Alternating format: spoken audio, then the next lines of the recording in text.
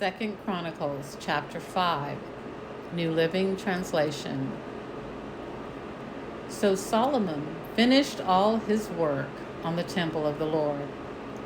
Then he brought all the gifts his father David had dedicated, the silver, the gold, and the various articles, and he stored them in the treasuries of the temple of God.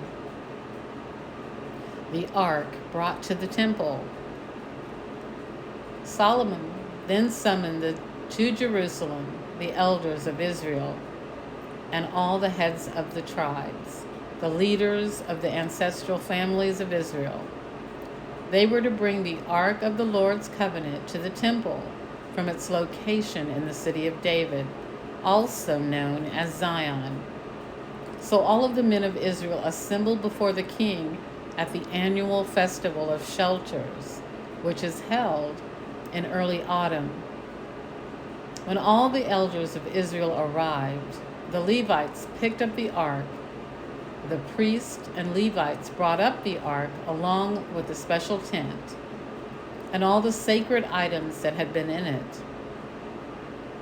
There before the ark, King Solomon and the entire community of Israel sacrificed so many sheep, goats, and cattle that no one could keep count. Then the priests carried the ark of the Lord's covenant into the inner sanctuary of the temple, the most holy place, and placed it beneath the wings of the cherubim. The cherubim spread their wings over the ark, forming a canopy over the ark and its carrying poles. These poles were so long that their ends could be seen from the holy place, which is in front of the most holy place, but not from the outside. They are still there to this day. Nothing was in the ark except the 2 stone tablets that Moses had placed in it at Mount Sinai, where the Lord made a covenant with the people of Israel when they left Egypt.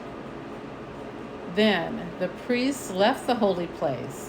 All the priests who were present had purified themselves, whether or not they were on duty that day. And the Levites, who were musicians, Asaph, Hermin, Judith, and all their sons and brothers, were dressed in fine linen robes and stood at the east side of the altar, playing cymbals, lyres, and harps.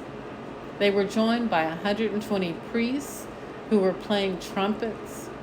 The trumpeters and singers performed together in unison to praise and give thanks to the Lord.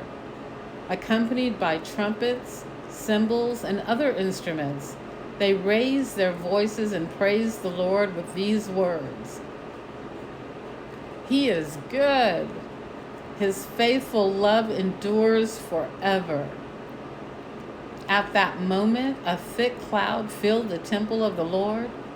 The priests could not continue their service because of the cloud, for the glorious presence of the Lord filled the temple of God.